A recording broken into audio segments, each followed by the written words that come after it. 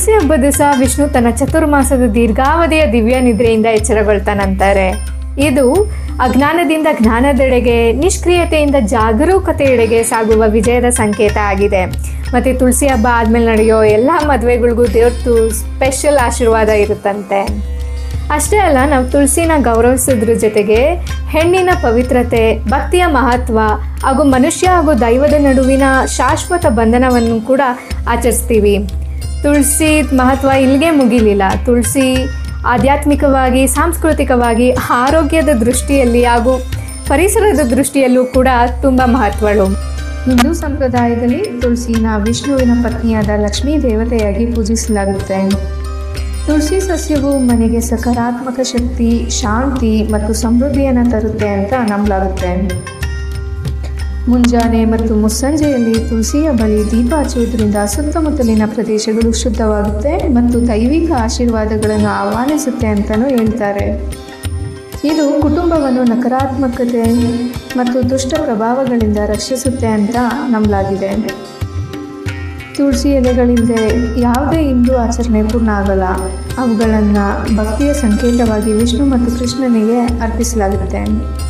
ತುಳಸಿ ಬರೀ ಪೂಜೆಗಳಲ್ಲ, ತುಳಸಿ ಒಂದು ನೈಸರ್ಗಿಕ ಮದ್ದು ಕೂಡ.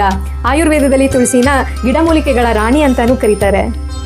ಇದು ರೋಗ ನಿರೋಧಕ ಶಕ್ತಿಯನ್ನು ಹೆಚ್ಚಿಸುತ್ತದೆ ಮತ್ತು ದೇಹವು ಸೋಂಕುಗಳ ವಿರುದ್ಧ ಹೋರಾಡಲು ಸಹಾಯ ಮಾಡುತ್ತದೆ. ತುಳಸಿ ಚಹಾ ಅಥವಾ ಎಲೆಗಳು ಶೀತ, ಕೆಮ್ಮು ಮತ್ತು ಗಂಟಲು ನೋವನ್ನು ನಿವಾರಿಸಲು ಸಹಾಯ ಮಾಡುತ್ತದೆ. ಇದು ನೈಸರ್ಗಿಕ ನಿವೇಶೀಕರಣಕಾರಕವಾಗಿ ಕಾರ್ಯನಿರ್ವಹಿಸುತ್ತದೆ, ರಕ್ತವನ್ನು ಶುದ್ಧೀಕರಿಸುತ್ತದೆ ಮತ್ತು ಯಕೃತ್ತಿನ ಕಾರ್ಯವನ್ನು ಬೆಂಬಲಿಸುತ್ತದೆ. ತುಳಸಿಯು ಅದರ ಅಡ್ಯಾಪ್ಟೋಜೆನಿಕ್ ಗುಣಲಕ್ಷಣಗಳಿಂದಾಗಿ ಒತ್ತಡ ಮತ್ತು ಆತಂಕವನ್ನು ಕಡಿಮೆ ಮಾಡಲು ಸಹಾಯ ಮಾಡುತ್ತದೆ. ನಿಯಮಿತವಾಗಿ ಸೇವಿಸುವುದರಿಂದ ಉಸಿರಾಟದ ಆರೋಗ್ಯಕ್ಕೆ ಸಹಾಯವಾಗುತ್ತದೆ, ಎಸ್ಪೆಷಲಿ ಮಾಲಿನ್ಯ ಪೀಡಿತ ನಗರಗಳಲ್ಲಿ. ಆಧುನಿಕ ವಿಜ್ಞಾನಿಗಳು ಕೂಡ ತುಳಸಿಯ ಪ್ರತಿಜೀವಿಕ ಅಂದರೆ ಆ್ಯಂಟಿ ಬ್ಯಾಕ್ಟೀರಿಯಲ್, ಆ್ಯಂಟಿ ವೈರಲ್ ಮತ್ತು ಆ್ಯಂಟಿ ಇನ್ಫ್ಲಮೇಟರಿ ಪ್ರಾಪರ್ಟೀಸ್ ಬಗ್ಗೆ ಒಪ್ಕೊಳ್ತಾರೆ. ತುಳಸಿ ಬರೀ ಮನುಷ್ಯರಿಗೆ ಮಾತ್ರ ಅಲ್ಲ, ಇಡೀ ಪ್ರಪಂಚಕ್ಕೆ ಮುಖ್ಯ. ಇದು ರಾತ್ರಿಯೂ ಸಹ ಆಮ್ಲಜನಕವನ್ನು ಬಿಡುಗಡೆ ಮಾಡುತ್ತೆ ಮತ್ತು ಶುದ್ಧ ಗಾಳಿಯನ್ನು ಕಾಪಾಡಿಕೊಳ್ಳಲು ಸಹಾಯ ಮಾಡುತ್ತದೆ. ಇದು ವಿಷವನ್ನು ಹೀರಿಕೊಳ್ಳುತ್ತದೆ ಮತ್ತು ಪರಿಸರವನ್ನು ನೈಸರ್ಗಿಕವಾಗಿ ಶುದ್ಧೀಕರಿಸುತ್ತದೆ. ಅದಕ್ಕಾಗಿಯೇ ಹಿರಿಯರು ಸಾಮಾನ್ಯವಾಗಿ ನಮ್ಮ ಮನೆಯಲ್ಲಿ ಅಥವಾ ಕಿಟಕಿಯ ಬಳಿ ತುಳಸಿ ಗಿಡನ ಇಡಲು ಸಲಹೆ ನೀಡುತ್ತಾರೆ. ಇದು ಆರೋಗ್ಯಕರ, ಹೆಚ್ಚು ಸಮತೋಲಿತ ವಾತಾವರಣವನ್ನು ಸೃಷ್ಟಿಸುತ್ತದೆ. ತುಳಸಿ ಪ್ರಕೃತಿ, ಆರೋಗ್ಯ ಮತ್ತು ದೈವಿಕತೆಯ ಐಕ್ಯತೆಯ ಸಂಕೇತ. ದೇಹ, ಮನಸ್ಸು ಮತ್ತು ಆತ್ಮವನ್ನು ಒಂದಾಗಿಸುವ ಜೈವಿಕ ಬೆಸುಗೆ.